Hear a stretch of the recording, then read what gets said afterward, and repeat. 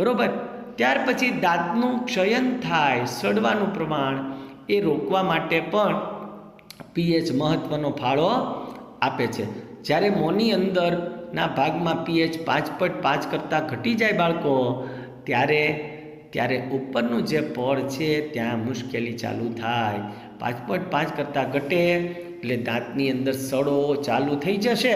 દાંતનું ક્ષયન કહેવાય. દાંતનું સડવું એટલે ક્ષયન થવું. દાંતનું ઉપરનું પડનું જે આવરણ કહેવાય, જેને આપણે ઇનેમલ કહીએ છીએ ને, એ ઇનેમલની અંદર વાંધો આવવા માંડશે, સડો ઉત્પન્ન થશે. કારણ કે ત્યાં અદ્રાવ્ય કેલ્શિયમ ફોસ્ફેટ CA3PO4 ટ્વાઇસ જેવા કઠિન પદાર્થોનું આવરણ બનશે, જે પાણીમાં તો દ્રાવ્ય જ નથી થતું, ઓગળવાનું જ નથી. એટલે ત્યાં મોંની અંદર 5.5 કરતાં પીએચ ઘટી જતાં એ પડ આખું ખવાઈ જશે અને